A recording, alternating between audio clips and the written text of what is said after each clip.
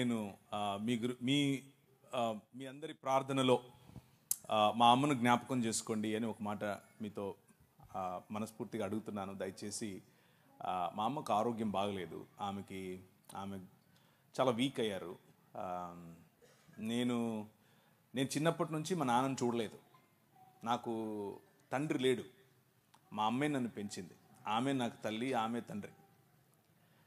So నేను 11వ తారీఖు రావాలి అమెరికా నుండి, కానీ మా అమ్మకు బాగలేదని తెలిసి నేను 5వ తారీఖే వచ్చేసాను. 4వ తారీఖు బయలుదేరి 4వ తారీఖే వచ్చేసాను. సో మా ఇంటికి ఉన్న పెద్ద దిక్కు ఆమె మాత్రమే. ఆమె బాగా ఇప్పుడు వీక్గా ఉంది. సో ఆమె కోసం మీరు ప్రార్థన చేస్తే మీ ప్రార్థనలను బట్టి ప్రభు నా పట్ల కొంచెం ఫేవర్ చూపిస్తాడు అని అనుకుంటున్నాను. ఇంకో విషయం ఏంటంటే, ఇప్పుడు చెప్తుంటే గుర్తొస్తుంది నాకు, జేమ్స్ గారు అప్పుడెప్పుడు ఫోన్ చేశారు అని. నాకు అది గుర్తు కూడా లేదు. అయితే నేను ఎవరైనా పిలిస్తే రానంత పెద్దోడేం కాదు, అస్సలు కాదు. మీరు నా నంబరు మీకు ఎలా వచ్చింది అని తెలుసుకోవడం కోసమే ఆ ప్రశ్నలు వేస్తాను. ఎందుకంటే ఇంతకుముందు జేమ్స్ గారు చెప్పినట్లు కొంతమంది మన మిత్రులు ఫోన్ చేసి బాగా వాయించేస్తూ ఉంటారు నన్ను. ఇంకా అందుకని ముందే అడుగుతాను, అసలు ఏంటి, ఎవరు మీరు, మీకు ఎలా అని. కొంతమంది క్రైస్తవ పేర్లు పెట్టుకుని ఒకసారి పరిచయం అయిన తర్వాత మళ్ళీ వాయిస్తారు. అందుకని అడిగాను, అంతేకాని అడుగుంటాను, అంతకుమించి ఏమీ లేదు. అయితే నాకు జేమ్స్ గారికి నేను అభినందనలు తెలియజేయాలనుకుంటున్నాను ఈ ప్రశ్న జవాబులకు వెళ్ళడానికి ముందు. ఏంటంటే, ఆయన పడిన శ్రమ, ఆయన మీదకి వచ్చిన అలిగేషన్స్, ఆ అలిగేషన్స్ వచ్చిన సమయంలో ఎవరైనా సరే సాధారణంగా కృంగిపోతారు, పరిచర్య నుంచి తప్పుకుంటారు. కృంగిపోయి పరిచర్య నుంచి తప్పించుకుని దేవునితో కంప్లైంట్ చేస్తారు, ఎందుకు నాకు ఇది చేశావు అని.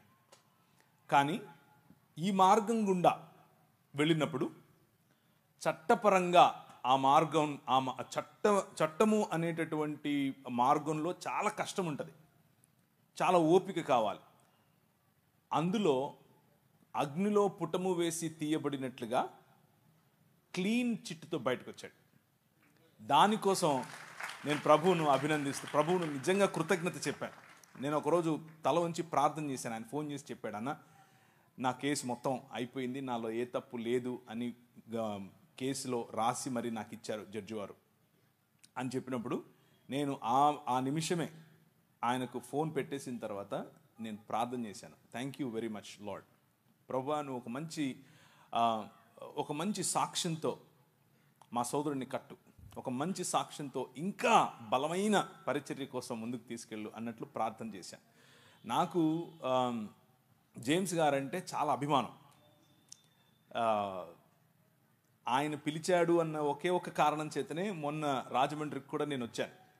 యాక్చువల్గా నేను ఈ మీటింగ్కి రావటానికి కర్నూలులో ఉన్న చలం అండ్ సుజాత వాళ్ళు నాకు చెప్పారు, ఆ మాట నిజమే. కానీ దానికంటే ఎక్కువగా నేను ఇష్టపడి వచ్చాను. ఒకరు చెప్పినందుకు ఏదో కాదు, నేనే ఇష్టపడి వచ్చాను. నాకు ఇష్టం. ఏంటి ఆ ఇష్టం అని అంటే, జేమ్స్ గారు చేసే పరిచర్యలు అంటే ఇష్టం. జేమ్స్ గారు ఉన్నట్లు మాట్లాడతారు కాబట్టి ఇష్టం. జేమ్స్ గారితో కలిసి నడవాలి అన్న ఆలోచన ఉంది. కలిసి నడిచే క్రమంలో కొన్ని విషయాలు నేను నేర్చుకోవాలి, కొన్ని విషయాలు ఆయన నేర్చుకుంటాడు. అలాంటి అవకాశం నాకు ఇమ్మని ప్రభువుని అడుగుతున్నాను. కాబట్టి ఇష్టపూర్వకంగా వచ్చాను. మా అమ్మ బాగా ఉంటే రేపు కూడా ఉంటాను.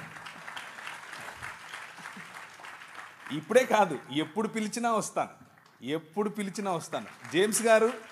జేమ్స్ గారితో ఉన్నవారు, జేమ్స్ గారితో కలిసి పరిచర్య చేస్తున్న వాళ్ళు ఎవరైనా సరే నా నంబర్ జేమ్స్ గారు ఇస్తారు, తీసుకొని జస్ట్ కాల్ చేయండి. నేను రాకపోతే అడగండి, నేను ఎప్పుడైనా వస్తాను. నేను అన్యాక్సెసిబుల్ ఏమీ కాదు. నేను సాధారణమైన మనిషిని, సాధారణంగా నేను తిరుగుతూ ఉంటాను. నేను ఒక్కనే వస్తాను ఎప్పుడు వచ్చినా. నాకు ముందు ఒక 10 మంది, వెనకలో 10 మంది ఉండరు. నేను ఒక్కనే వస్తాను, నేను ఒక్కనే డ్రైవ్ చేసుకొని వస్తాను. నాకు రాజమండ్రిలో ఇల్లుంది. అక్కడ ఉంటాను, చుట్టుపక్కల అన్నీ తిరుగుతూ ఉంటాను. So I'm very free, more like you. మీతో కలిసి కూర్చోవటం, మీతో కలిసి భోంచేయటం, మీతో కలిసి మాట్లాడటం నాకు ఇష్టం. సో మీకు ఏదైనా ప్రశ్నలు ఉంటే, ఇప్పుడు ప్రశ్న జవాబులు అన్నారు కాబట్టి మీరు ఇది అడగచ్చో లేదో, ఇలా మాట్లాడచ్చో లేదో అన్న ఆలోచన లేకుండా మనసులో ఉన్నది ఉన్నట్లు అడిగేసేయండి. ఒకవేళ అడగటం కాదు, ఇన్ని కడిగేద్దాం అని అనుకున్నా కడిగేయండి. నేను రెడీ, దానికైనా రెడీ, దీనికైనా ready. Over to you brother. Thank you sir. డిబేట్లో కూడా మాటి మాటికి సార్ సార్ అంటుంటే, నువ్వు సార్ అనుకున్నాను, చాలా దూరం ఉంటుంది అన్నాను. ఏం నీకంటే పెద్దోడిగా అన్న అంటే అయిపోలా అని కూడా చెప్పా, ఇంకా నువ్వు సార్ అంటున్నావు. లేదు సార్, అందరినీ నేను అన్నాను కదా. లేదు సార్ అన్న అంటే కరెక్ట్గా అన్నాను.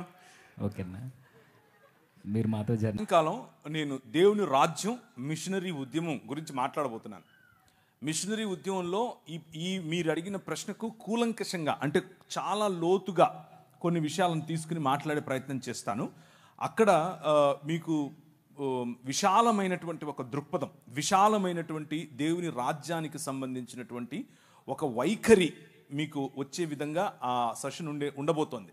కాబట్టి చాలా క్రిస్ప్గా, అంటే తక్కువ సమయంలోనే ఈ ప్రశ్నకు సమాధానం చెప్తాను. భారతదేశం మాత్రమే కాదు, ఎక్కడెక్కడ మతం ఉంటుందో అక్కడక్కడ విభజన ఉంటుంది. అది క్రైస్తవ మతమైనా సరే. మళ్ళీ చెప్పనా, ఎక్కడెక్కడ మతం విస్తరిస్తుందో అక్కడక్కడ విభజన ఉంటుంది. ఎందుకు అనంటే మతం మానవ కల్పితం, మతం మానవ నిర్మితమైన, మానవ కల్పితమైన ఒక వ్యవస్థ. మతాలు ప్రజల మధ్యలో చిచ్చు పెడతాయి. మతాలు ప్రజలను ఒకరికంటే తక్కువగా చూసే ప్రయత్నం చేస్తాయి. మతం అనేది ఒక విగ్రహం, మతం అనేది ఒక విగ్రహం. అది క్రైస్తవ మతమైనా సరే, డినామినేషనల్ రూపంలో, శాఖ రూపంలో ఉండే విగ్రహం. ఆ విగ్రహం ఎదుటి మనిషిని మనిషిగా గుర్తించటానికి, నా శాఖలో లేకపోతే, నా బాటలో లేకపోతే ఆ మనిషి మనిషే కాదు, ఆ మనిషిని నేను ప్రేమించక్కర్లేదు, ఆ మనిషిని నేను దూరం ఉంచాలి అన్నటువంటి వ్యవస్థ మత వ్యవస్థ. ఆ మత వ్యవస్థ భారతదేశంలో మాత్రమే కాదు, ప్రపంచ యావత్తూ ఉంది. కానీ మీరు అడిగిన ప్రశ్న పర్టికులర్గా భారతదేశం కోసం కాబట్టి, భారతదేశంలో ఉన్నటువంటి ధర్మము 4 పాదముల మీద నడవాలి అని ఏదైతే చెప్పారో, ఆ 4 పాదములు ఏవో కావు. 1 బ్రాహ్మణుడు, 2 క్షత్రియుడు, 3 శూద్రుడు, వైశ్యుడు, శూద్రుడు. ఈ 4 పాదాల మీద నిలబడి ఉండటమే ధర్మం. అదే సనాతనం. సనాతనానికి కుల వ్యవస్థకు వేరు వేరు అర్థాలు లేవు, 2 ఒకటే. ఆ స్ట్రక్చర్ అఖిలాండ కోటి బ్రహ్మాండ నాయకుడు అని పిలువబడినటువంటి దేవుని శరీరముగా ఈ నలుగురిని చెబితే, ఈ 4లోనూ ఈ 4 కులాలలోనూ లేకపోతే వర్గాలలోనూ లేని ప్రజలు దేవునికి బయట చెప్పుల వంటి వారు, లేకపోతే అంటరాని వారు, లేకపోతే మ్లేచ్చులు, దాసులు, దస్యులు, రాక్షసులు, అసురులు అని పిలువబడినటువంటి వారు. సో ఈ ధర్మమును పాటించని వారందరూ కూడా మ్లేచ్చులు, దాసులు, దస్యులు వగేరా వగేరా వగేరాగా చెప్పబడి బలవంతంగా మనిషిని ఆ ధర్మంలోనికి, ఆ మతంలోనికి దేవుళ్లను సైతం, పండుగలను సైతం మత మార్పిడి చేయగలిగినటువంటి ఏకైక వ్యవస్థ మన భారతదేశంలోనే ఉంది. దాని గురించి తర్వాత మాట్లాడుకుందాం. కానీ క్రైస్తవులుగా మన స్పందన ఏమిటి? క్రైస్తవులుగా మనం ఏం చేయాలి? క్రైస్తవం అనేది ఒక మతం కాదు. క్రైస్తవం అనేది విశ్వ మానవ ఉద్యమం. మళ్ళీ చెప్తాను, క్రైస్తవం అనేది మతం కాదు. ఇది క్రీస్తు శరీరముగా మానవులందరినీ ఒక చోటికి పోగేసేటటువంటి విశ్వ మానవ ఉద్యమం. ఈ ఉద్యమంలో భాగమే మీరు. ఇది ఒక రాజ్య సంకల్పం. ఆ రాజ్యంలో భాగమే మీరు, ఆ రాజ్య ప్రతినిధులు మీరు. ఈ రాజ్యం, ఈ ఉద్యమం ఏం చెబుతోంది అనంటే, ఇప్పుడు క్రీస్తునందు స్త్రీ అని పురుషుడని తేడా లేదు, మనం ఒకటే. ఇప్పుడు ఈ రాజులో యూదుడని గ్రీకు దేశస్థుడని తేడా లేదు, మనం ఒకటే. ఇప్పుడు ఈ రాజులో బానిస అని లేకపోతే రాజని తేడా లేదు, యజమాని బానిస అన్న తేడా లేదు. అందరూ అన్ని రకాల తోళ్ళు, నల్లవారైనా తెల్లవారైనా, బ్రౌన్గా ఉన్నా, ఎల్లో కలర్లో ఉన్నా, ఎర్రగా ఉన్నా, ఎలాంటి వారైనా సరే దేవుని స్వరూపము, దేవుని పోలిక చొప్పున చేయబడ్డారు. ఇది సువార్తలో మొట్టమొదటి భాగం. ఇది గుర్తు చేయటమే సువార్త. మనిషిని మనిషిగా చూడటమే సువార్త. మనిషిని మనిషిగా ఆలింగనం చేసుకోవటమే సువార్త. ఈ మార్గం, ఇది ఎలా చేయాలి ఈ సువార్తను అనంటే, తండ్రి కుమార పరిశుద్ధాత్మలుగా ఒక్క దేవుడుగా ఉన్నటువంటి మన దేవుడు అనేకమైనటువంటి ప్రజలను పోగేసి ఒకే శరీరముగా వారిని ఆహ్వానించటం, ఒకే కుటుంబంగా బ్రతకటం, ఇది క్రైస్తవ సువార్త. ఇది ఎలా సాధ్యం అనంటే, ప్రభు అయిన యేసు క్రీస్తు ఒక మనిషిగా ఎలా బ్రతకాలో, ఒక మనిషి పాపరహితుడై, ఒక మనిషి మతరహితుడై, ఒక మనిషి కులరహితుడై అందరి కోసం ఒకే సమానమైనటువంటి పంక్తి భోజనం కూర్చోపెట్టి వారితో మాట్లాడుతూ చెప్పిన మాట ఏమిటి అంటే, అంధకార సంబంధమైన దురాత్మ సమూహములను జయించిన తర్వాత, వాటికి ముళ్ళుగా ఉన్నటువంటి మరణాన్ని జయించిన తర్వాత, నేను ఏ మార్గాన్ని అయితే చూపిస్తున్నానో, ప్రేమ, క్షమ, పంచి ఇవ్వటం, అందరి కోసం పాటుపడటం, ఇలాంటి ఒక సమాజాన్ని నేను నిర్మిస్తాను. ఆ సమాజమే మీరు. ఈ సమాజం కేవలం ఈ సమాజం మాత్రమే ఈ సమాజానికి చెందని వారి కోసం ఉనికిలో ఉంది. మళ్ళీ చెప్పనా, కేవలం చుట్టుపక్కల ఉన్నటువంటి భావజాలాల నుంచి. కానీ మిషనరీలు మనకు నేర్పినటువంటి, మన ముందు నడిచిన మన తల్లిదండ్రులు మనకు నేర్పిన బాట ఇది కాదు. మనకు నేర్పిన బాట, మనందరము ఒకటే, మనందరము ఒక్క తండ్రి పిల్లలం. ఈ సమాజం ఐక్యంగా, భారతదేశం ఐక్యంగా ముందుకెళ్ళాలి అనంటే హోప్ అనేది కేవలము ఈ భావజాలంలో మాత్రమే ఉంది. సాయంకాలం మరింత ఎక్కువగా దాని గురించి మాట్లాడదాం. థ్యాంక్ యూ అన్న. అయితే మీరు చెప్పింది అంత బాగుందన్న. కాకపోతే మరొక చిన్న ప్రశ్న ఇందులో నుండి. ఇప్పుడు క్రిస్టియానిటీ గురించి చాలా మంచిగా మాట్లాడుతున్నారు. అసలు క్రిస్టియానిటీకి మన దేశానికి అసలు సంబంధం లేదు కదా. ఎక్కడో పుట్టిన క్రైస్తవ్యానికి మన ఇండియాకి సంబంధం. దానికి ఉన్నటువంటి హద్దులు, ఎల్లలు ఏవైతే ఉన్నాయో అవి ఈరోజు మనం పెట్టుకున్నవి. అంటే బ్రిటిష్ వారు వచ్చి, బ్రిటిష్ వాడు మనకు ఇది మీ దేశం అని చెప్పి వెళ్ళిపోయాడు. కానీ అంతకుముందు ఇది ఇలా, మన దేశం ఇలా ఉండేది కాదు. మన దేశం చిన్న చిన్న రాజ్యాలలో విడిపోయి ఉండేది. ఉదాహరణకు తెలుగునాటనే మనకు కనీసం 4 రాజ్యాలు ఉండేవి. తమిళనాట 2 రాజ్యాలు 3 రాజ్యాలు ఉండేవి. అలా సమయం మారే కొద్దీ జియోగ్రాఫికల్ బౌండరీస్, అంటే మనకున్నటువంటి ఖగోళ కాదు, ఈ మన హద్దులు ఏవైతే ఉన్నాయో అవి మారుతూ వచ్చాయి. కానీ యేసుక్రీస్తు పుట్టిన సమయంలో ఆ రోజు ఉన్నటువంటి భారతదేశం, ఇటు వెళితే ఆఫ్ఘనిస్తాన్ పైన, కశ్మీర్ పైన ఉన్నటువంటి కొన్ని ప్రాంతాలు, ఇరాన్ దగ్గరగా ఉన్నటువంటి ప్రాంతాలు, ఇవన్నీ కూడా భారతదేశంలో భాగమే. ఎస్తేరు గ్రంథం రాయబడినప్పుడు భారతదేశం వరకు కూడా ఎస్తేరు యొక్క హస్బెండ్ రాజు భారతదేశం పైన రాజే ఆ రోజుల్లో. సో ఇదంతా కూడా మనం ఏర్పరచుకున్నటువంటి హద్దులు. ఇది భారతదేశం, ఇది వేరే దేశం, ఇది కజాకిస్తాన్, ఇది తుర్క్మెనిస్తాన్. అలా కాదు, ఒకప్పుడు అలా లేదు. ఇదంతా కూడా ఒక్క మానవ మనుగడకు అవసరమైనటువంటి ఒక్క ప్లానెట్. అన్నిటిని ది బైబిల్ ఏం చెప్తుంది అని అంటే, ప్రపంచమంతా ఆయన చేతి పని, ఇది ఆయనదే. ఎవరైతే ప్రశ్నిస్తున్నారో ఎక్కడి నుంచో వచ్చిన మతమని, వాళ్ళే ఎక్కడి నుంచో వచ్చారు.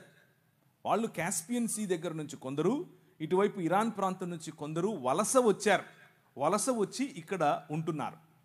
సో ప్రతి ఒక్కరూ ఎక్కడో ఒక చోటు నుంచి వచ్చిన వారే. కొందరు ముందొచ్చారు, కొందరు తర్వాత వచ్చారు. అంతేగాని ముందొచ్చినోడు గొప్ప, వెనకొచ్చినోడు తక్కువ కాదు. ఇకపోతే ఇక్కడున్నటువంటి మతాలు బయటకు వెళ్ళలేదా? ఇక్కడ ఉన్నటువంటి బౌద్ధం జపాన్ వరకు వెళ్ళలేదా? ఇక్కడ ఉన్నటువంటి బౌద్ధం ఎందుకు ఈ దేశంలో లేకుండా పోయింది? ఇక్కడ పుట్టినటువంటి బౌద్ధాన్ని ఏమాత్రం ఉద్ధరించారు మీరు? తరిమేశారుగా. ఒక తల ఇస్తే ఇన్ని బంగారు నాణ్యాలు ఇస్తాము అని పుష్యమిత్ర శృంగుడు చెప్పలేదా? సో ఇక్కడ పుట్టిన దాన్ని ఏదో ఉద్ధరించినట్లుగా మాట్లాడకూడదు. అలాగే బయట పుట్టింది అని దేన్ని చెప్పడానికి వీల్లేదు. ఎందుకు అని అంటే ఇదంతా ఒక్క ప్రపంచం. ఇది మా నాయనది, మా నాయన ప్రపంచం ఇది. మా నాయన ప్రపంచంలోకి మా నాయన వచ్చాడు. మధ్యలో నీదేంటి సమస్య? ఇక్కడికి వచ్చాడు అంటున్నారు. మరి ఇక్కడి నుంచి అక్కడికి వెళ్ళారు అని ఎందుకు చెప్పరు? ఇక్కడి నుంచి అక్కడికి వెళ్ళిన వాళ్ళేగా, అక్కడి నుంచి వచ్చిన వాళ్ళేగా వీళ్ళు. ఆర్యులు అని పిలువబడిన వారు అక్కడి నుంచి వచ్చిన వారేగా, మిడిల్ ఈస్టర్న్ ప్రాంతం నుంచి వచ్చిన వారేగా, మెసొపటోమియా ప్రాంతం నుంచి వచ్చిన వారేగా. మెసొపటోమియా ప్రాంతము ఈ ఇండస్ వ్యాలీ అంటే సింధు నాగరికత మధ్య ఉన్నటువంటి సంబంధాలు తెలియకుండా మాట్లాడుతున్నారా? కాదు. ఇవి కేవలము మనుషుల మధ్యలో విభజన తీసుకుని రావటానికి వాడే అవాక్కులు చవాక్కులు, అంతకుమించి ఇంకేమీ లేదు. కాబట్టి భారతదేశంలో అనేక మతాలు ఉండొచ్చు, అందులో ఇబ్బంది ఏమీ లేదు. అలాగే క్రైస్తవ మతాన్ని మతంగా అసలు మేము మతంగా చెప్పటమే లేదు కదా. వస్తున్నది దేనితో? ఒక భావజాలం. ఏంటా భావజాలం? మనుషులందరూ సమానం. ఏంటా భావజాలం? దేవుని వైపుకు మరలండి. ఏంటా భావజాలం? దేవుని పిల్లలముగా మనం మారాలి. ఏంటా భావజాలం? నీతి కలిగి జీవించాలి. ఈ భావజాలం ఎక్కడి నుంచి వచ్చినా తీసుకుంటాం. తెల్లోడు తయారు చేస్తే సెల్ ఫోన్ కావాలి, తెల్లోడు తయారు చేస్తే టీవీ కావాలి, తెల్లోడు తయారు చేస్తే మ్యాగ్నఫోన్ కావాలి, తెల్లోడు తయారు చేస్తే ప్యాంటు సొక్కా వేసుకోవాలి. తెల్లోడిని తలుసుకోకుండా నీ జీవితంలో ఒక్క క్షణం బతకలేవు. నువ్వు ఒక్క క్షణం కూడా బతకలేవు.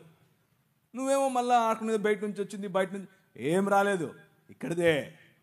యేసుక్రీస్తు చనిపోయి తిరిగి లేచిన తర్వాత ఆయన భూ ప్రపంచమంతటిపైన రాజుగా తనను తాను ప్రకటించుకున్న తర్వాత తోమాను పంపించాడు.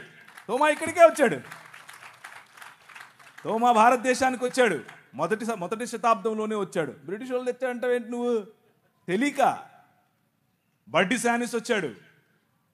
ఆ తరువాత మెల్లిమెల్లిగా క్రీస్తు శకం 500 నుంచి మొదలైంది పరంపర. ఇక్కడున్న వాళ్ళు ఒక ఉత్తరం రాశారు, మా కోసం కొంతమంది మిషనరీలను పంపించండి అని. ఎక్కడికి? ఈజిప్టులో ఉన్నటువంటి చర్చికి రాశారు, అంతియోకికి రాశారు. అప్పుడు 500లో క్రీస్తు శకం 500లో 1500లో బయలుదేరారు కొంతమంది. ఆ 1500కు రావడానికి ముందు మొదటి 1500 సంవత్సరాలలో కొన్ని వందల మంది మిషనరీలు ఈ దేశానికి వచ్చారు. ఎక్కడెక్కడి నుంచి వచ్చారు? ఇరాన్ నుంచి వచ్చారు, ఇరాక్ నుంచి వచ్చారు, బబులోనియా నుంచి వచ్చారు, అలాగే దాన్ని ఏమంటారు సిరియా నుంచి వచ్చారు. భారతదేశంలో సిరియా బైబిల్ చదివే వాళ్ళు కొన్ని లక్షల మంది ఉన్నారు. తెలియక సిరియాలో బైబిల్ చదివే వాళ్ళు ఈ రోజు కూడా భారతదేశంలో లక్షల మంది ఉన్నారు. సో ఇది కొత్త మతం ఏం కాదు. 2000 సంవత్సరాలుగా ఉనికిలో ఉన్న మతం, 2000 సంవత్సరాలుగా ఉనికిలో ఉన్న మానవ మార్గం, మనిషిని మనిషిగా గుర్తించే మార్గం. ఈ మార్గం బయట నుంచి వచ్చిందేమి కాదు, ఇక్కడిదే. ఓకేనా, థ్యాంక్ యూ అన్న. అయితే మరలా కంటిన్యూషన్ క్వశ్చన్, అంటే మీరు చెబుతున్న ఆన్సర్లో నుండి మాకు మరలా ప్రశ్నలు వస్తున్నాయి. ఈ మతం ఎక్కడదే అదే ఈ మార్గం, ఈ ప్రభు స్థాపించిన ఈ మార్గం ఏదైతే ఉందో ఇది ఎక్కడదే అంటున్నారు. అయితే ఈ పరిసర ప్రాంతాల్లో మన భారతదేశంలో కొన్ని చోట్ల సువార్త చేస్తున్నప్పుడు అడ్డుకుంటున్నారు. అంటే కొన్ని దేవాలయాల దగ్గర, కొన్ని గుడుల దగ్గర ఇలా అడ్డుకుంటున్నారు. నిజానికి అసలు ఆ పరిసర ప్రాంతాల్లో సువార్త చేసే అధికారం క్రైస్తవులకు ఉందంటారా? అసలు మన సువార్త పరిధులేంటి? అయితే కొంతమంది అంటున్నారు వీధి సువార్త కూడా అవసరం లేదని కొంతమంది పాస్టర్లు కూడా మాట్లాడుతున్నారు. వీటి రెండింటిని గురించి మాకు వివరణ కావాలన్నా. ఇది మనదే అయినప్పుడు మనం ఎందుకు సువార్త చేయకూడదు? రైట్, మనదే.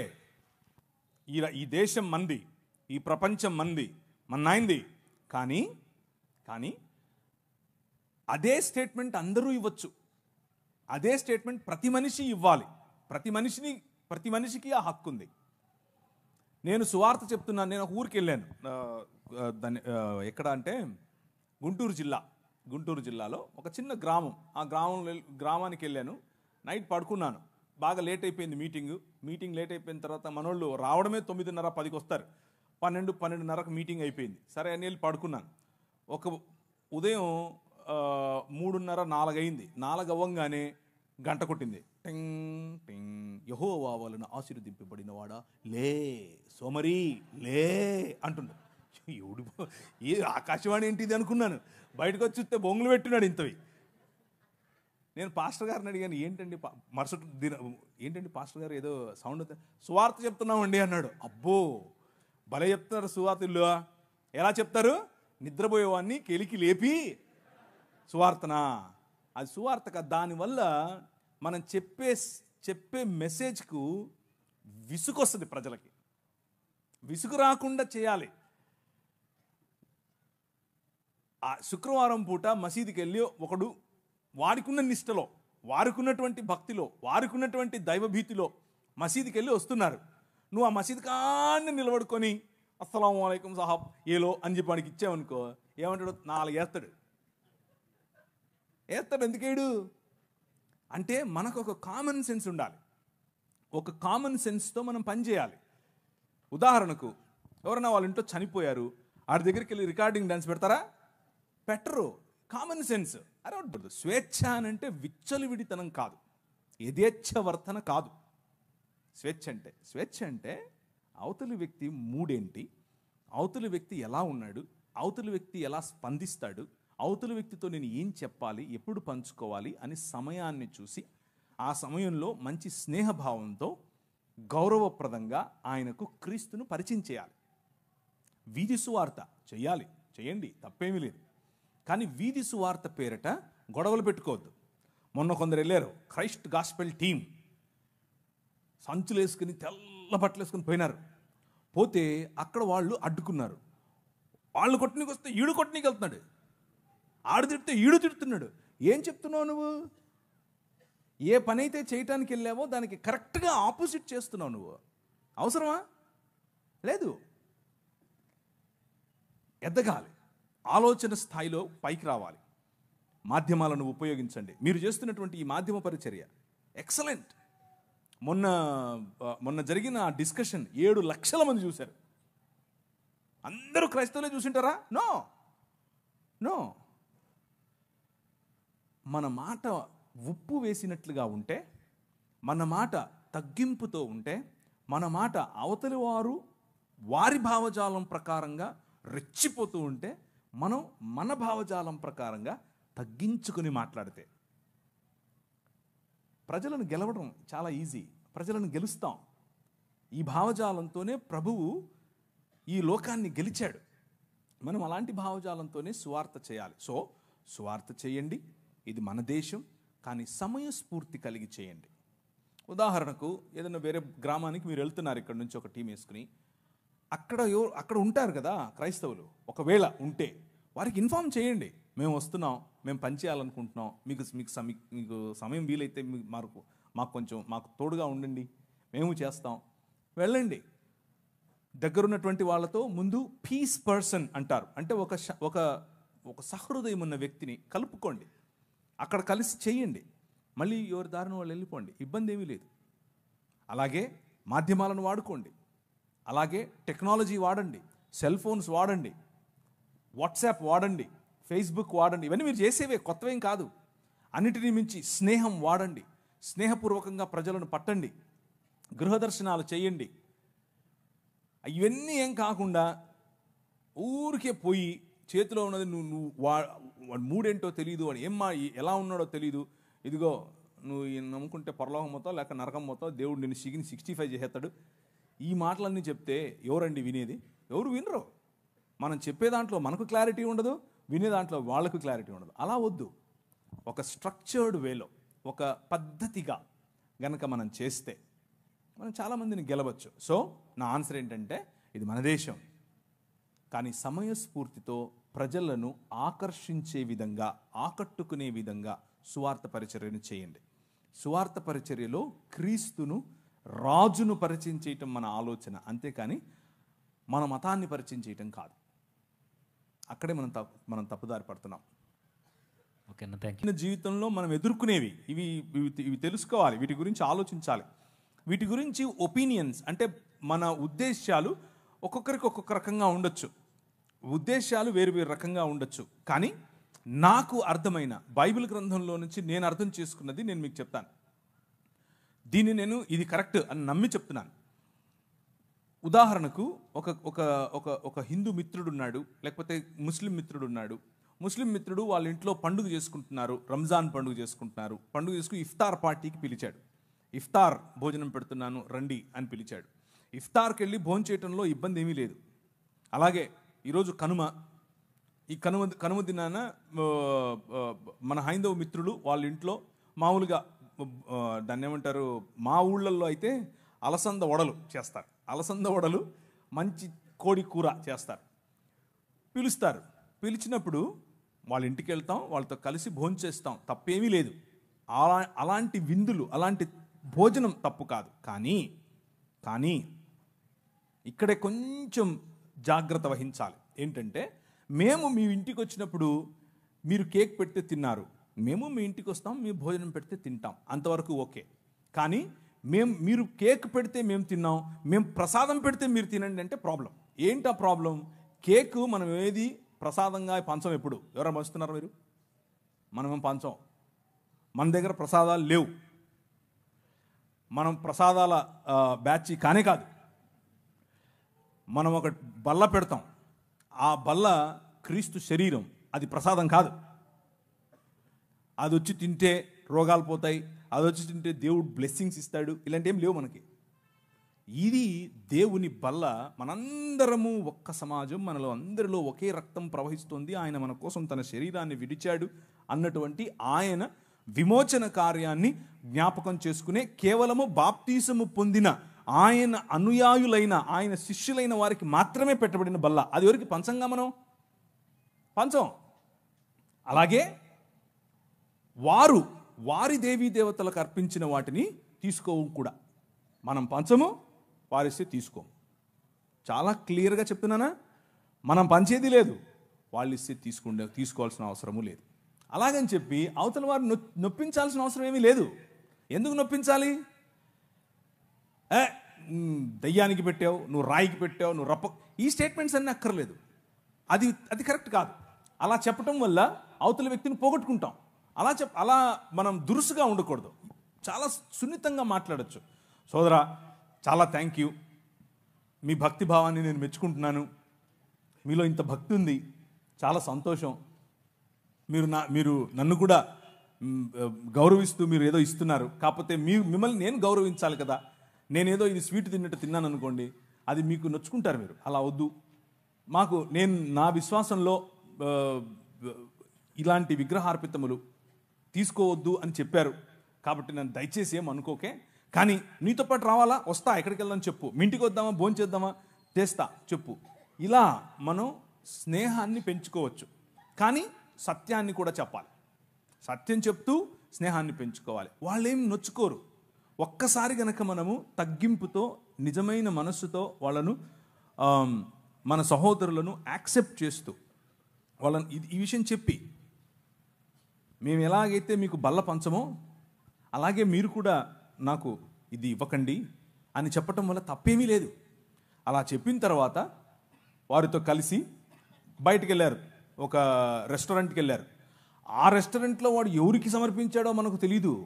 అది హలాల్ చేసి పట్టుకొచ్చాడా, కోషర్ చేసి పట్టుకొచ్చాడా, లేకపోతే ఏదైనా రాయి దగ్గర పెట్టాడా, లేకపోతే ఇంకేదైనా చేసి వచ్చాడా, అది మనకు తెలీదు. డబ్బులు ఇవ్వాలి, కొనుక్కోవాలి, ఇద్దరం కలిసి ఛాయ్ తాగాలి, బిర్యానీ తినాలి, ఎవరిలో కలుపుకోవాలి. అది ప్రసాదం ఏం కాదు. మీకు అర్థమవుతుందా నేను చెప్పేది? సో అందులో ఏం కెమికల్ లేదు, అందులో ఏదో వేరే శక్తులు వచ్చి మీకు పట్టేటి ఏమీ లేవు. కానీ ఎప్పుడైతే మీరు ఇది మా దేవునికి అర్పితమైనటువంటి భోజనము, ఇది మీరు తింటే మీకు లబ్ధి, ఇది మీకు మంచిది, ఇది ప్రసాదము అని మీకు ఇస్తారో, అప్పుడు దాన్ని ఏకీభవించి వారితో, అవునా నాకు కావాలి అని మీరు ఎప్పుడైతే వారితో ఏకీభవిస్తారో, అప్పుడు మీరు వారి భావజాలంతో ఏకీభవించినట్లు. వారి భావజాలం ఏమిటిది? వారి భావజాలం విగ్రహము అనే భావజాలం. బొమ్మ కాదు. బొమ్మకు విగ్రహానికి చాలా తేడా ఉంది. బొమ్మలన్నీ బొమ్మలే, విగ్రహం వేరు. విగ్రహం వెనుక ఒక భావజాలం ఉంది. ఆ భావజాలం మన పైన ప్రభావం చూపిస్తుంది. చిన్న లడ్డేగా ఏమవుతుంది అని అనుకుంటాం ఫస్ట్లో. అది మెల్లిమెల్లిగా లడ్డూ కాస్త తెడ్డేస్తుంది మన మీద. జాగ్రత్త పడాలి. ఏముంది, ఉప్మా అనుకొని తింటాను. ఉప్మా అనుకొని తింటాం కాదు. అక్కడ ఆ ఉప్మా ఎవరికైతే సమర్పించారో వాడు ఉప్మా కాదు, చాలా చెప్మా చేస్తాడు. తర్వాత కావాలని కాలు జారద్దు. కావాలని పోయి వాడి దగ్గర పడద్దు. నీకు తెలియకుండా ఇచ్చాడా కథ వేరు, కానీ తెలిసి ఒప్పుకోలు, అవును నేను అగ్రి అవుతున్నాను నీతో అన్నటువంటి భావనలో తీసుకోవద్దు. డైరెక్ట్గా చెప్పండి, లేదు సోదరా నెక్స్ట్ టైం నుంచి నీకు కేక్ వద్దంటే కేక్ కూడా ఇవ్వనని చెప్పండి. నీ ప్రాబ్లం ఏంటి? నేను కేక్ ఇస్తే నువ్వు తినకూడదు, అంతే కదా. కేక్ ఇయ్యనబ్బా, అంతేగా, అయిపోలే. కానీ మన ఇద్దరం దోస్తే మళ్ళా ఫ్రెండ్షిప్ వదలద్దు, ప్రసాదం వదలండి. ప్రసాదం అంటే కేవలం భోజనం గురించి మాత్రమే చెప్పట్లేదు నేను. ఉదాహరణకు మీ పిల్లలకి ఏదైనా డ్యాన్స్ నేర్పించాలనుకుంటున్నారు. డ్యాన్స్ తప్పేమీ లేదు, లలిత కళలు తప్పు కాదు. లలిత కళలు మన దేవుని, మన ఆయనవే. కానీ మా నాయన దగ్గర కాకుండా ఆడేనో ఒక ఆయన ఉంటాడు నటరాజు అని, ఆయన దగ్గరికి వెళ్ళి ముందు ఇట్లా పెట్టి అయ్యొద్దు. ఆ డ్రామాలు మనకొద్దు, మన పిల్లలకి అది అస్సలు వద్దు. ఒక్కసారి చేశారా అది జీవితాంతం పట్టుకుంటుంది. మీ నాట్యం అంతా కూడా అక్కడికే వెళ్తుంది. నీ తండ్రికి ఆరాధనగా ఉండదు. నీ పాట పాడేటప్పుడు ఎవరిని తలుచుకుంటున్నావు, ఎవరు నీ మధ్యలో ఉంటున్నారు, ఎవరికి ఆరాధనగా నీ పాట, నీ పని. కొంతమంది పని కేవలం డబ్బు కోసం చేస్తారు. ఆ డబ్బు మీకు విగ్రహం. కేవలం ప్రసాదం దగ్గర, ఉప్మా దగ్గర అది అక్కడ ఆగకండి. ఇది చాలా పెద్ద కాన్సెప్ట్. కొంతమందికి కులం ఒక విగ్రహం. దాని కిందనే బతుకుతూ ఉంటారు. పెళ్లి చేయాలంటే కులం కావాలి, భోజనం చేయాలంటే కులం కావాలి, ఎవరి దగ్గరికైనా వెళ్ళాలంటే కులం కావాలి. అసలు మనోడా కాదా అదొక విగ్రహం. విగ్రహార్పితం నువ్వు యాక్చువల్గా అప్పుడు. సో విగ్రహం అనేది నిన్ను మనిషి స్థాయి నుంచి తగ్గిస్తుంది, పశు స్థాయిగా మారుస్తుంది. మెల్లిమెల్లిగా దాని భావజాలం నీ పైన పట్టి పీడిస్తుంది. సో సెనో, వద్దు అని చెప్పండి. నేనైతే అలాగే చెప్తాను, నాకు ఏ సిగ్గు లేదు ఈ విషయంలో. కానీ వద్దని చెప్పి నేను పోగొట్టుకున్న ఫ్రెండ్ లేడు, ఎవ్వరు లేరు. నొప్పించాల్సిన అవసరం లేదు. ఇదొక భ్రమ. ఏంటా భ్రమ అంటే, వద్దు అని చెప్తే అవతలోడు నొచ్చుకుంటాడండి. ఏం నొచ్చుకోడు, ఆడు నొచ్చుకుంటాడో లేదో తెలియదు, కానీ నువ్వు నొచ్చుకుంటున్నావు ముందు. అది నీ సమస్య. ఆనెస్టీ అంటే ఉన్నది ఉన్నట్లుగా నిజాయితీగా ప్రజల ముందు నిన్ను నువ్వు కనబరుచుకోవటం తప్పు కాదు, అది మంచిది. ప్రజలు అప్రిషియేట్ చేస్తారు. ఒకసారి ఏంటబ్బా ఆయన ఇలా చేస్తున్నాడు అని అనుకోవచ్చేమో, కానీ తరువాత నీ సత్ప్రవర్తన ఏమాత్రము వ్యత్యాసం లేకుండా నువ్వు ఆ వ్యక్తిని క్రైస్తవ భావంతో నువ్వు ఎప్పుడైతే దగ్గరికి తీసుకుంటావో అన్నీ అర్థమవుతాయి ఆయనకి. ఓకే ఇది ఆయన నిష్ట. ఒక ఆయన వచ్చాడు నా పైన, బాస్. అప్పట్లో నేను ఒక కంపెనీలో పనిచేసేవాడిని. ఆయన బ్రాహ్మణోత్తముడు. అమెరికా వెళ్ళాం మేమిద్దరం కలిసి. కాదు ప్రవీణ్ గారు మీరు అని మొదలెట్టాడు. ఇక్కడే రామచంద్రాపురం అనుకుంటాను. ప్రవీణ్ గారు మీరు ఏంటండి మీరు అని 1-2 సార్లు నన్ను కొంచెం గెలికాడు.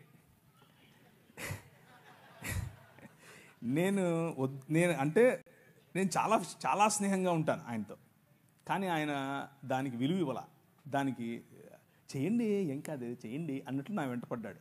సరే కూర్చో అని చెప్పి ఒకరోజు, అసలు నువ్వు ఎలాగండి బ్రాహ్మణోత్తరువి అని అడిగాను. ఎందుకు అన్నాడు. నువ్వు అసలు సముద్రాలు దాటకూడదు కదా, 7 దాటి వచ్చావు, ఇప్పుడు ఎట్లయితావు నువ్వు అని అడిగా. భావజాలం గురించి మాట్లాడుతున్నా. నేంటండి నేను ఇచ్చింది తినడానికి ఇన్ని క్వశ్చన్లు ఎత్తనావు అన్నాడు. అలా కాదండి, మీరు ఇచ్చింది ఊరికే తీసేసుకోవటం కాదు, అసలు ఏంటి దాని వెనక ఉంది అని అడిగితే మీరు నాకు ఇది చెప్పారు, మరి మీరు చెప్తున్నది పాటించట్లేదు కదా అని అడిగాను. లేదండి మరి మేము చాలా స్వచ్ఛమైన ఇది అది అని ఏదో చెప్పాడు. ఏం తింటారో ఏం కలుపుతారో చెప్పారు. సరేనండి నేను కూడా తింటానులేండి, ఓ పని చేద్దాం, రేపు మా ఇంట్లో బీఫ్ బిర్యానీ ఉడుతున్నాను వచ్చేయండి అన్నాను. ఏంటండి అలా అంటారు మీరు అన్నాడు. అంటే భోజనం అండి బాబు, మేము తినే భోజనం భలే ఉంటుంది, ముక్క తగిలితే సూపరు అన్నాను.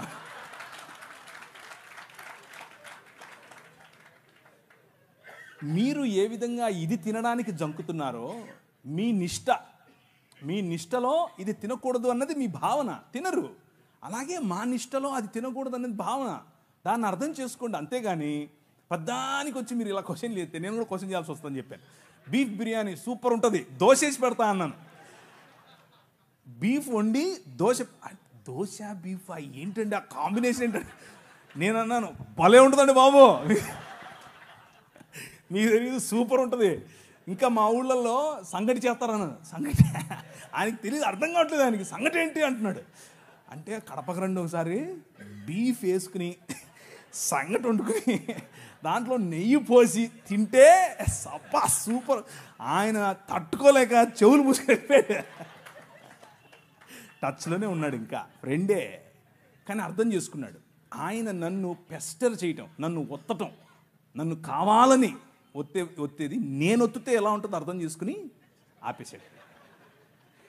సో ఫ్రెండ్షిప్ మంచిది, ప్రజలను కోల్పోవద్దు, కానీ నీ విశ్వాసం అంతకంటే ముఖ్యం. నీ విశ్వాసం అంతకంటే ముఖ్యం.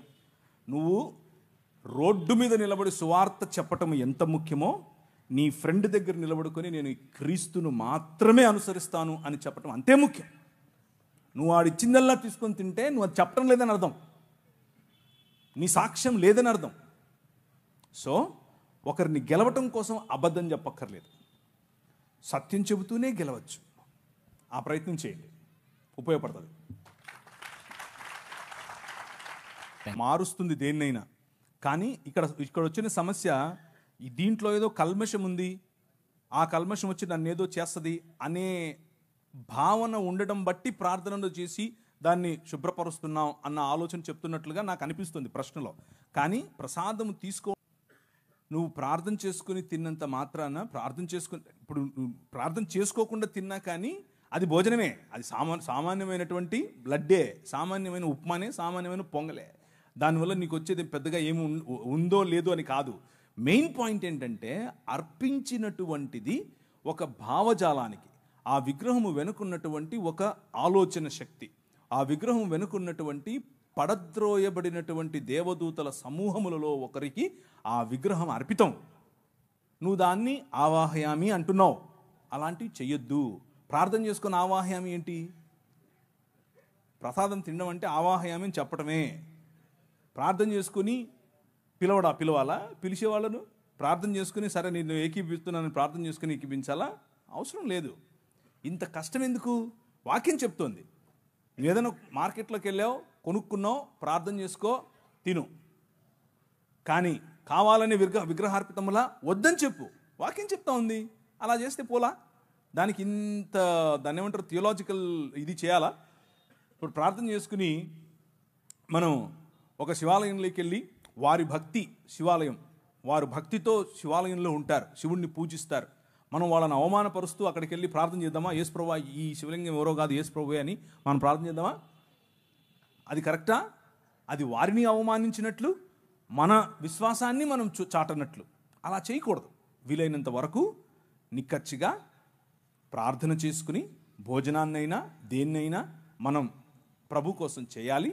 కానీ తెలిసి ఇది ప్రసాదం అని తెలిస్తే అవతలి వ్యక్తితో ఏకీభవించటం లేదు అన్న మాట చెప్పటం కోసం ప్రార్థన చేసుకొని తినాల్సిన అవసరం కూడా లేదు. అసలు తినాల్సిన అవసరం లేదు. అంటే మాకు అర్థమైంది మీరు చెప్పిన సమాధానం. సైన్ పెట్టించుకుంటారు నాతో. వీళ్ళండి సామాన్యులు కాదు, వీళ్ళు ఆ కోర్టు రూమ్లో నేను కూర్చోబెట్టినట్టు బాండ్ పేపర్లు పట్టుకొచ్చారు, సైన్ పెట్టించారు నాతో. అమ్మో, మామూలు వాళ్ళు కాదు వీళ్ళు. సరే అని చెప్పి సైన్ పెట్టి నేను గమ్మున నవ్వుకుంటూ అందరినీ సెట్ చేసుకుని వెళ్ళిపోయాను. నా పని చేసుకుని నేను మీరు పిలిచిందే చేశాను. ఇప్పుడు పిలిచింది దేనికి? డైరెక్ట్ మిమ్మల్ని. అప్పుడు చేతులా? అవును సార్. అయితే ఆ బాండ్ పేపర్ తీసుకొచ్చింది మేము కాదు సార్, అటు నుంచి వచ్చాయి. నాకేం తెలుసండి, అది నువ్వు తెచ్చావా ఎవరు తెచ్చారు నాకేంటి? ఆడ ఉందా లేదా? అక్కడికి వచ్చే వరకు కూడా తెలియదు సార్ బాండ్ పేపర్లు ఉన్నాయన్న సంగతి. అది నాకు ఒకవేళ ఒకటి సార్, నేనేం మాట్లాడాలి? ఒకటి సార్, ఒకవేళ నేనేం మాట్లాడలేదు. ఇప్పుడు ఆ రోజు మీకు అవకాశం ఉంటే ఇదే విషయాన్ని 100% నిర్మోహమాటంగా చెప్తాను. ఎక్కడైనా చెప్తాను, ఎప్పుడైనా చెప్తాను. అది కావాలి సార్, నిర్మోహమాటంగా చెప్తాను. అది ఇప్పుడు కాదు, ఇప్పుడు కాదు, ఎప్పుడైనా చెప్తాను, చెప్తూనే వస్తున్నాను. అది నాకు ఏమాత్రం ఇబ్బంది లేదు ఆ విషయంలో. ఇది నా స్టాండ్ పాయింట్. సరే సార్, డిబేట్ని బట్టి ఇప్పుడు మిమ్మల్ని డైరెక్ట్గా అడుగుతున్నా సార్. అసలు పబ్లిక్ మీరు ఏ క్లారిటీ ఇవ్వాలనుకుంటున్నారు ఆ డిబేట్ విషయంలో, ఆ జరిగిన డిబేట్ విషయంలో? No comments. ఏం మాట్లాడకూడదని మీరు సైన్ పెట్టించుకున్నారు నాతో. వీళ్ళు సైన్ పెట్టించుకున్నారండి బాబు. ఇది అయిపోయిన తర్వాత ఏం మాట్లాడకూడదని సైన్ పెట్టించుకున్నారు. ఇప్పుడు మళ్ళీ అడుగుతావేంటి? No comments. సైన్ పెట్టించుకున్నది వాళ్ళు సార్, మాకు సంబంధం లేదు ఆ విషయం. ఇప్పుడు అడిగేది నేను సార్. అయినా మీరు పెట్టలేదు. నేను పెట్టలేదులేండి. నేను పెట్టలేదులేండి. మీరు వచ్చి కనీసం మీ వాయిస్ ఏం వినిపించలేదు కదా, ఇప్పుడైనా మీ వాయిస్ పబ్లిక్. ఇప్పుడు చెప్పాను కదా, నా వాయిస్ చాలా క్లియర్గా, పెద్ద వ్యక్తిని కాదు నేను. ఫస్ట్ విషయం అది కట్. రెండు అంటే వయసులో పెద్ద అంటున్నావా, ముసలోడు అంటున్నావా నన్ను? ఇప్పుడే అయ్యగారితో ఆశీర్వాదం తీసుకున్నాను. అయ్యా మీలాగా నేను 90 ఏళ్ళు బతకాలి అని ఆశీర్వాదం చేయండి అని ఇచ్చారు కదా, తల మీద చేయబెట్టి. సో నా స్టాండ్ ఇదే, విగ్రహార్పితములు తినద్దు, విగ్రహార్పితములలో ఉన్న పాటలు పాడొద్దు, విగ్రహార్పితములైన నాట్యం చేయొద్దు, విగ్రహార్పితములైన కులం పాటించొద్దు, విగ్రహార్పితమైన మతం వద్దు, విగ్రహార్పితంగా ఉండేటటువంటి ఉద్యోగం చేయొద్దు, విగ్రహార్పితంగా ఉండేటటువంటి దాసోహం చేయొద్దు. ఎవరికి?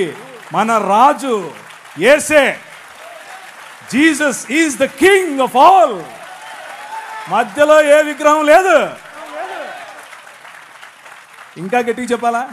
లేదు సార్, ఇంతకన్నా ఏమవుతుందన్నా, మీ నుంచి ఇదే కోరుకున్నాం మేము. ఎందుకంటే మీలాంటి వారు మాట్లాడితే ఈ క్రిస్టియన్ సొసైటీకి ఒక చక్కని సమాధానం దొరుకుతుందని మీరు మాకు ఇచ్చిన. క్రిస్టియన్స్కు ఈ క్లారిటీ ముందు నుంచి ఉంది.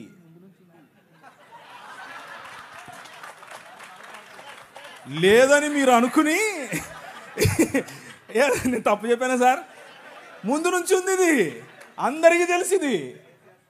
లేదు అని మీరు అనుకుని దాని మీద చర్చ చేసి మళ్ళా ఉందని తెలిసి మళ్ళా లేదని చెప్పి ఇప్పుడు నాతో చెప్పిస్తున్నారు. మీరు చెప్పండి, తినచ్చా తినద్దా? తెలుసా వాళ్ళకు? మళ్ళీ మీరు క్రిస్టియానిటీలో క్లారిటీ ఇవ్వాల్సిన అవసరం ఈ విషయానికి లేనే లేదు. ఎందుకు అనంటే అందరికీ తెలుసు. కానీ వాళ్ళ స్ట్రగుల్ ఏంటంటే, యాక్చువల్ ప్రశ్న ఏంటంటే, నాకు తినాలని లేదు కానీ ఎలా నేను అవతలి వాడికి చెప్పాలి, ఎలా అవతలి వ్యక్తిని నేను పోగొట్టుకోకుండా ఆ వ్యక్తితో స్నేహం కంటిన్యూ చేస్తూ ఇది తినకుండా ఉండాలి, ఎలా సాధ్యపడుతుంది అనేదే కన్ఫ్యూజన్. తినకూడదు అనేది తెలీదా మనకు? అందరికీ తెలుసు. సో పద్ధతి ఎలా అనేది నేను మీకు క్లారిటీ ఇచ్చాను. మనిషిని పోగొట్టుకోవద్దు, స్నేహాన్ని పోగొట్టుకోవద్దు, కానీ సున్నితంగా ఇది కాదండి, నా భావజాలంలో నేను నమ్ముతున్నటువంటి దేవుడు నా నిష్టలో ఇది చెయ్యొద్దని చెప్పాడు అని చెప్పటమే. వచ్చేంత వరకు మాకు కూడా ఈ విషయం తెలీదు, బాండ్ పేపర్స్ ఉన్నాయన్న విషయం. సొసైటీలో కొంచెం బలంగా దాన్ని ముద్రించిన వారం అవుతామని ప్రత్యేకంగా మిమ్మల్ని ఎన్నుకోవడం జరిగిందన్న, మిమ్మల్ని ఫాలో అవుతూ. సరేనా, చాలా చక్కని సమాధానాన్ని మాకు అందించారు. Thank you brother. అయితే ఇంకా కొన్ని ప్రశ్నలు ఉన్నాయన్న. ఆ ప్రశ్న ఏంటంటే, ఇప్పుడు కింద నుండి వచ్చిందన్న మాకు. ఇప్పుడు కొంతమంది క్రైస్తవేతరులు క్రిస్టియానిటీని తప్పుపడుతూ బైబిల్కి భౌగోళికమైన ఆధారాలు లేవనుకుంటూ మా మత గ్రంథాల్లో మా దేవుళ్ళు సంచరించిన భూభాగాలు ఉన్నాయి, వారు సంచరించిన ప్రాంతాలు భౌగోళిక ఆధారాలు పురావస్తు ఆధారాలు అన్నీ ఉన్నాయని కొన్ని ఆధారాలను మాకు చూపిస్తున్నారు. ఏంటంటే రామసేతుకు సంబంధించిన ఆ బ్రిడ్జ్ కావచ్చు, ద్వారకాకు సంబంధించిన కావచ్చు. అసలు ఈ గాథలన్నీ నిజంగా జరిగినవేనా? ఇవి కొంతమంది పెద్దలు అన్నట్టుగా ఇవి పుక్కిటి పురాణాలు అన్నట్టుగా ఇవేనా కల్పిత కథలా? ఎంతవరకు వాస్తవం? బైబిల్కి మిగిలిన గ్రంథాలకి వ్యత్యాసం ఏంటో ఈ నిజమైన ఆధారాలు కాదన్నా తెలియజేయండి.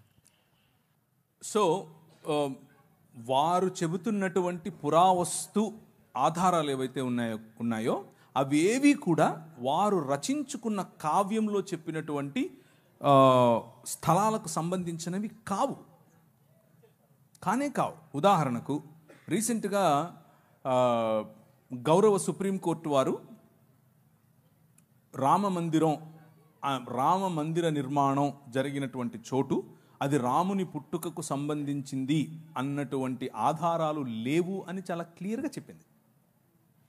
అక్కడ రామ మందిరం ఇక ముందు ఇంతకు ముందు ఉన్నట్లుగా ఆధారం లేదు అని చాలా క్లియర్గా చెప్పింది. కానీ మనోభావాల కోసం సొసైటీలో శాంతి భద్రతలు నెలకొల్పడం కోసం అక్కడ రామ మందిర నిర్మాణం చేయమని ఉత్తర్వులు ఇచ్చింది. సో సుప్రీంకోర్టుకే దొరకలేదు పురావస్తు ఆధారాలు. ఇంకా మీతో మాట్లాడుతున్న వాళ్ళకి ఎక్కడి నుంచి దొరికాయో మనకు తెలియదు. అది వాళ్ళు సొంతంగా వాట్సాప్ యూనివర్సిటీ అంటారు దాన్ని. అది వాట్సాప్ యూనివర్సిటీలో దొరికింది. ఇకపోతే కొన్ని విషయాలు చూద్దాం. మీరు అడిగినటువంటి బ్రిడ్జ్ ఏదైతే ఉందో దాన్ని యాడమ్స్ బ్రిడ్జ్ అంటారు. అది వానర సైన్యం నిర్మించినటువంటి వారధి కాదు. దాన్ని యాడమ్స్ బ్రిడ్జ్ అంటారు. అది న్యాచురల్గా ఫామ్ అయినటువంటి ఒక భూభాగము మాత్రమే. అయితే ఒక ప్రశ్న ఏంటి? ఆ ప్రశ్న అంటే ఒక ఆయన లంకలోకి ఎగిరి వెళ్ళిపోయాడు. వీళ్ళకి బ్రిడ్జిలు ఎందుకు కావాల్సి వచ్చాయి? వీళ్ళు ఎగరొచ్చుగా. ఇంకో భలే ఉంటుంది చూడండి. ఒక ఆయన విమానం, ఆ రోజుల్లో విమానాలు ఉన్నాయంట, విమానం వేసుకుని పోయాడు. ఎందుకు అని అంటే ఒక ఆయన తలకాయ కింద పెట్టి పైన కాళ్ళు పెట్టి తపస్సు చేస్తున్నాడు. అంటే ప్రార్థన చేస్తున్నాడు. తపస్సు, ప్రార్థన, భగవన్ నామ స్మరణం చేస్తున్నాడు. ఈయన వెళ్ళాడు, విమానం దిగి కత్తి తీశాడు. నీ పేరేంటి అన్నాడు. అంటే నా పేరు, నేను ఫలానా కులానికి చెందినవాడిని అని అన్నాడు. నా పేరు చెప్పాడు, అంతే, వేసేసాడు. మరి ఆ రోజు విమానం ఉండింది, అంతకుముందు ఎందుకు లేదు? అప్పటికి ఇంకా కనుక్కోలేదా? సో పురావస్తు అని అడిగితే సరిపోదు. పురావస్తు శాఖ వాళ్ళు ఇచ్చే ఆధారాలు ఉండాలి కదా. కథలోనే ఇన్ని పొరపచ్చాలు తెలిసిపోతున్నాయి మనకి. విమానం ముందు, ఇప్పుడు అక్కడ యుద్ధం అంతా అయిపోయిన తర్వాత వారధి మీద వచ్చారా? లేదు, విమానంలోనే వచ్చారు, పుష్పక విమానంలో వచ్చారు. అంతకుముందు ఎందుకు లేదు అది? ఇట్లాంటి ప్రశ్నలు చాలా అవుతాయండి ఇంకా. సో అదే వారధి అవసరం లేదు. ఈ మాటలు ఏవైతే చెప్తున్నారో ఇవి తరువాత లేటరల్ డెవలప్మెంట్స్ అంటారు వీటిని. అంటే తరువాత డెవలప్ చేసుకున్నటువంటి ఆధారాలు, తరువాత డెవలప్ చేసుకున్నటువంటి కాన్సెప్ట్స్. సో అవి నాకు అర్థమైనంతలో, నేను రికార్డెడ్గా చెప్తున్నాను, నేను చదివినంతలో పుల్లెల రామకృష్ణుడు గారు రాసినటువంటి, వారు తర్జుమా చేసినటువంటి వాల్మీకి రామాయణం నేను చదివాను. అది కూడా దేనికి చదివాను అంటే, మన హిందూ మిత్రులు కొంతమంది వారు వేసే ప్రశ్నలకు సమాధానం చెప్పడం కోసం అదే పనిగా కూర్చొని అన్ని కాండాలు క్షుణ్ణంగా అర్థం చేసుకుంటూ లైన్ బై లైన్ అండర్లైన్ చేసుకుంటూ చదివాను. కానీ అందులో వారు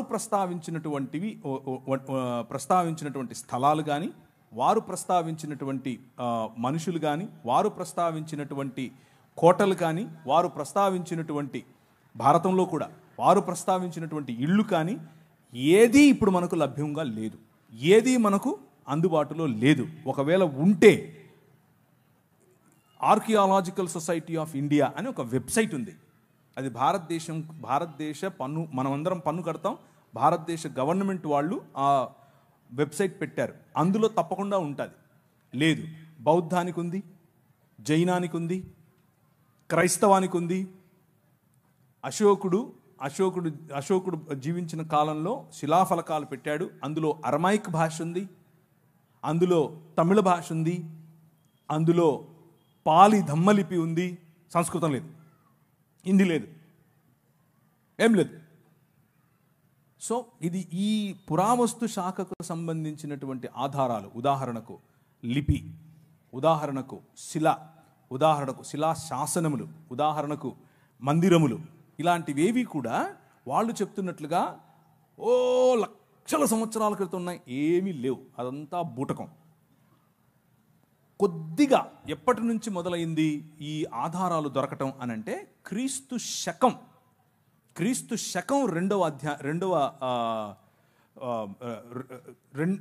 2 AD తర్వాతనే దొరికాయి. 2 AD తర్వాత, దానికి ముందు క్రీస్తు పూర్వం ఎటువంటి ఆధారాలు కూడా వీరు చెప్తున్నటువంటి వాటికి దొరకలేదు. రాతపూర్వకంగా లేదు, సంస్కృతపూర్వకంగా లేదు, లిపిపూర్వకంగా లేదు, పుస్తకపూర్వకంగా లేదు, ఏదీ లేదు. క్రీస్తు పూర్వం ఉన్నటువంటి ఆరామాలు, ఆలయాలు అన్నీ కూడా బౌద్ధానికి చెందినవే. సో పుష్యమిత్ర శుంగుడు తన జీవిత చరిత్రను రాముడి జీవిత చరిత్రగా రాయించాడు అన్నది ఒక థియరీ ఉంది. అది కూడా అయ్యుండే అవకాశం ఉంది అని అంటున్నారు. అంతేగాని కొత్తగా ఇప్పుడు వచ్చి అప్పుడెప్పుడో లక్షల సంవత్సరాల క్రితం నుంచి మేము ఉన్నాం అని అంటే దానికి పురావస్తు శాఖకు సంబంధించినటువంటి ఆధారాలు లేవు.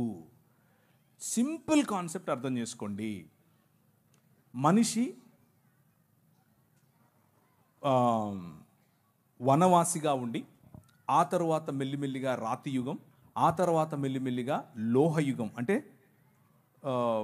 మెటల్ ఉపయోగించిన యుగం. దీనికి పురావస్తు శాఖ వాళ్ళు డేట్స్ వేసి పెట్టారు, ఎప్పటి నుంచి ఎప్పటి వరకు ఈ యుగం, ఎప్పటి నుంచి ఎప్పటి వరకు ఈ యుగం అని. మెటల్ ఇన్వెంట్ చేసిన తర్వాత వచ్చినటువంటి యుగం ఏదైతే ఉందో, రాతి యుగం తరువాత, మెసపటోమియా తరువాత ఈజిప్షియన్ సివిలైజేషన్ అంటే మోషే సమయం, ఆ సమయానికి మెటల్ డెవలప్ అయింది, ఆ సమయానికి లోహం డెవలప్ అయింది.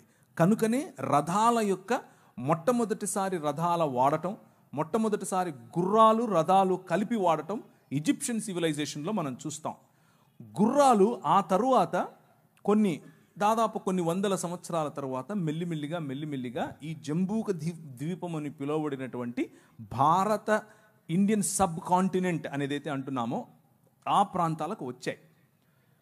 గుర్రాలు వచ్చింది మోషే తరువాత యుగంలో, మోషే మరియు ఈజిప్షియన్ సివిలైజేషన్ తరువాతి కాలంలో, అంటే క్రీస్తు పూర్వం మహా అయితే 1000 సంవత్సరాలు.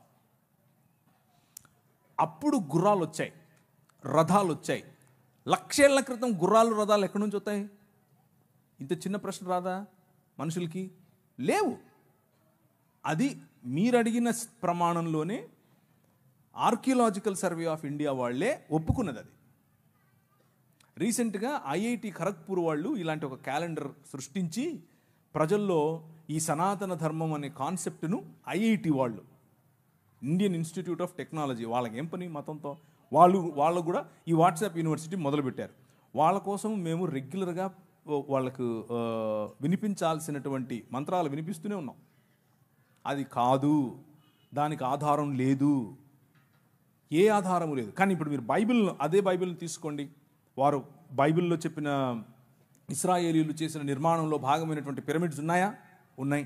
ఇశ్రాయేలు మాట్లాడుతున్నటువంటి ప్రదేశాలు ఉన్నాయా? ఉన్నాయి. ఐగుప్తు దేశం ఉందా? ఉంది. నది ఉందా? ఉంది. యొర్దాను నది ఉందా? ఉంది. ఎర్ర సముద్రం ఉందా? ఉంది. బెత్లెహేమ్ ఉందా? ఉంది. యెరూషలేం ఉందా? ఉంది. తెలవీవ్ ఉందా? ఉంది. తూరు పట్టణం ఉందా? ఉంది. తర్షీష్ ఉందా? ఉంది. ఏది లేదు. ప్రతి ఒక్కదానికి ఎవిడెన్స్ ఉంది. ఫలానా రాజు ఫలానా సమయంలో ఫలానా చోట ఫలానా జనాభా లెక్కలేశాడు, అప్పుడు యోసేపు మరియను తీసుకెళ్ళాడు. వెళ్తే మనకు తెలీదా? కైసర్ అగస్తస్ ఏం చేశాడు, కైసర్ తిబేరియస్ ఏం చేశాడు, వాళ్ళు ఏ విధంగా జనాభా లెక్కల కోసం అందరినీ వెళ్ళమని చెప్పారు. This is all recorded, tracked. So ఆ రోజు ఉన్నటువంటి హిస్టోరియన్స్, జోసిఫస్ కావచ్చు, ప్లైనీ కావచ్చు, టాసిటస్ కావచ్చు, వాళ్ళు రాసినటువంటి లేఖలు ఈ రోజుకు మనకు అందుబాటులో ఉన్నాయి. సో ఎక్స్ట్రా బిబ్లికల్ సోర్సెస్ మనకు అందుబాటులో ఉన్నాయి. ఆ ఎక్స్ట్రా బిబ్లికల్ సోర్సెస్ ఉన్న కారణం చేత మనం బైబిల్ నమ్మక్కర్లేదు. బైబిల్కే అవన్నీ తర్వాత వచ్చి మళ్ళీ లైన్ అవ్వాలి.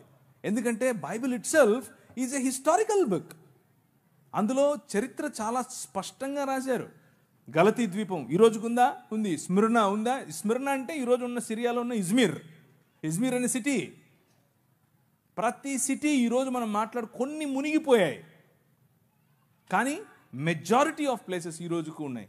అంతటా పౌలు ఇటలీను పటాలమునకు వెళ్ళను. ఇటలీ కనిపిస్తుందా ఈరోజు? లేదా? ఎస్. ఆయన అరియపెగస్ అనేటటువంటి ఉందా? లేదా? ఈ రోజుకు ఉంది. సో బిబ్లికల్ డేటా, బైబిల్కి ఉన్నటువంటి డేటా ఒకవేళ తీసి దానికి ఉన్న ఆర్కియలాజికల్ ఎవిడెన్స్ ఒక తక్కడలో ఒక పక్క పెడితే ఒక తక్కెడలో ఒక పక్క పెడితే రెండో పక్క వీళ్ళ పుస్తకాలు అన్నీ కలిపి తర్వాత ముస్లింల పుస్తకాలు అన్నీ కలిపి ఆ తర్వాత ఇంకా ఏమేమి ఉన్నాయో అన్నీ కలిపి బౌద్ధం తప్ప బౌద్ధానికి ఉన్నాయి, బౌద్ధానికి చాలా ఎవిడెన్సెస్ ఉన్నాయి. ఇవి పెడితే ఇలా ఉండేది ఒక ఇంచు కూడా పైకి లేదు, ఎందుకంటే ఏం లేదు ఇక్కడ, ఏమీ లేదు ఇక్కడ అంతా ఉంది. సో మీరు అరిస్టాటిల్ నమ్ముతారు, అరిస్టాటిల్కి ఎవిడెన్స్ లేదు. మీరు అలెగ్జాండర్ ది గ్రేట్ నమ్ముతారు, అలెగ్జాండర్ గ్రేట్ ఎవిడెన్స్ లేదు. యేసు ప్రభుకు ఎవిడెన్స్ ఉంది. అరిస్టాటిల్ పంపగా వచ్చిన దాన్ని ఏమంటారు, గ్రీక్ ప్రపంచాన్ని జయించాలనుకున్నటువంటి ఈ అలెగ్జాండర్ ది గ్రేట్ వారి పిల్లలలో ఒకడైనటువంటి ఈ శంగులు కాదు, క్షమించండి, వాళ్ళలో ఒకడైనటువంటి అశోకుడు కదా, ఆయన ఇంట్లో గ్రీక్ మాట్లాడాడు. మరి అందుకనే గ్రీకులో శిలాఫలకాలు కనిపిస్తాయి మనకు భారతదేశంలో. అలాంటిది సంస్కృతంలో కనిపించాలిగా, ఒక్కట్లేదు. ఐఎమ్ నాట్ ఎగ్జాజరేటింగ్, ఒక్కటి కూడా లేదు. మరి ఏదో చూపించండి ఆర్కియలాజికల్ ఎవిడెన్స్ ఎక్కడుందో. సో ఇదంతా కూడా ఆయాసం, అంతే,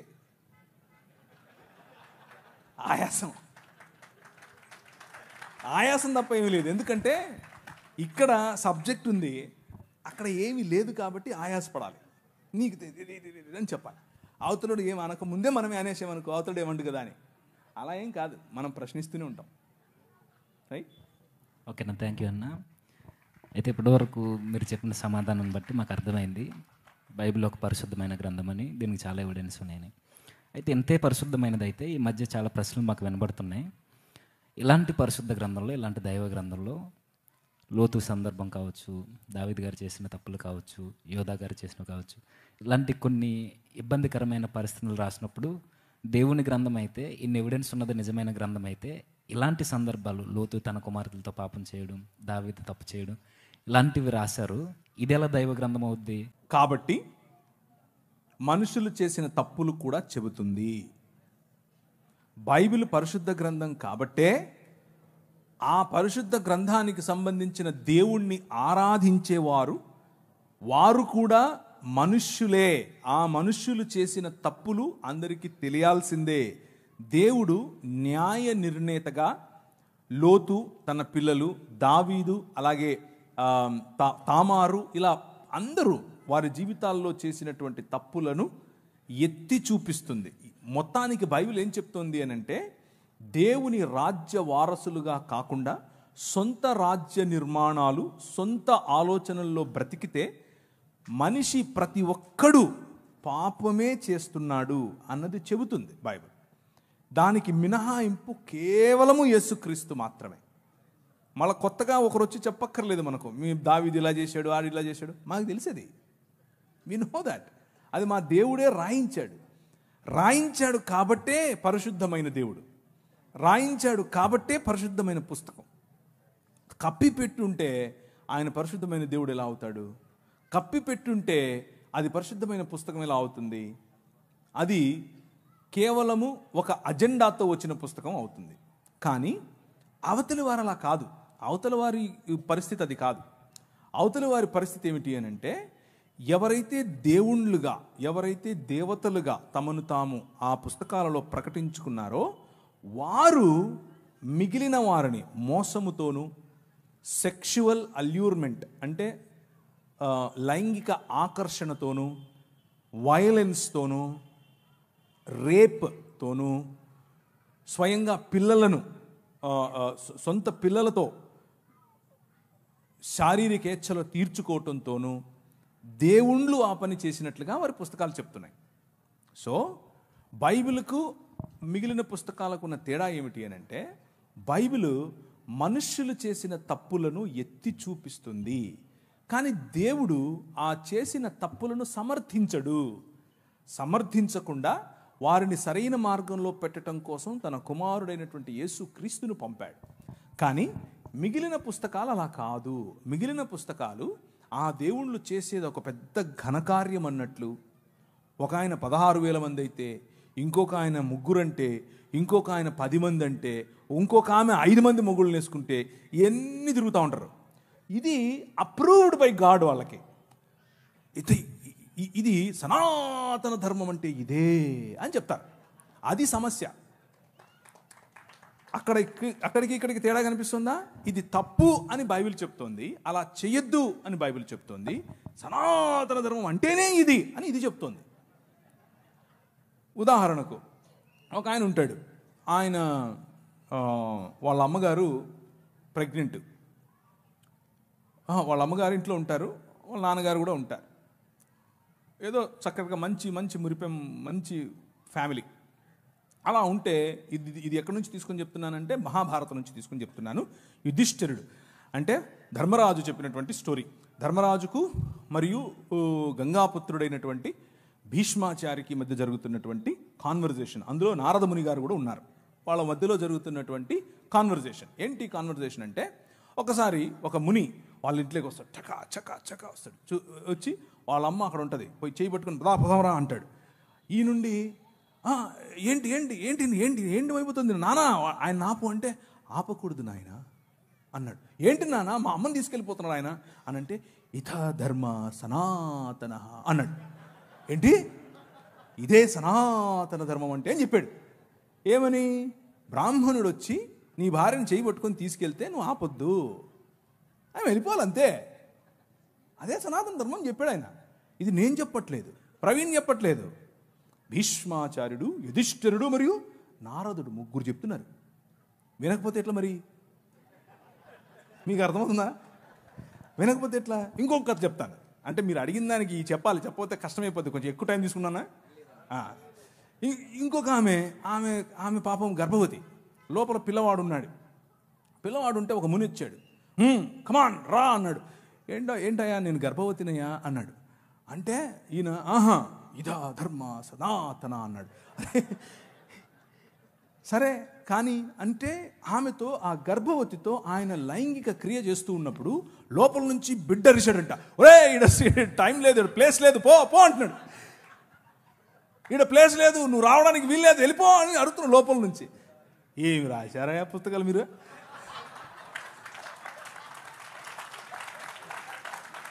మీరు వచ్చి బైబిల్ని అడుగుతారా? ఏమన్నా ఉందా ఇది? అంటే ఎంత అన్సైంటిఫిక్ చూడండి. లోపల ఉన్న పిండం అరుస్తే కూడా తెలుసుకోలేనంత వాడిని తీసుకొచ్చి నువ్వు పుస్తకాలు రాసుకొని ఇది సనాతన ధర్మం అని చెప్తావు మాకు. కాబట్టి Bible is a matchless book. Matchless. No science, no mythology, no Quran, no Gita, no anything can stand in front of Bible. Bible ఎదురుగా ఏది నిలబడలేదు, అంత గొప్పది బైబిల్. అది కేవలం ఊరికి స్టేట్మెంట్ కోసం చెప్తున్నాను అనుకోవద్దు. 24 ఏళ్ళు చదివిన తర్వాత చెప్తున్నా. 24 ఏళ్ళ నా కఠోర పరిశ్రమలో నాకు తేలింది ఇది. దాన్ని కొట్టేది రాలేదు, ఇక రాదు. అది బైబిల్.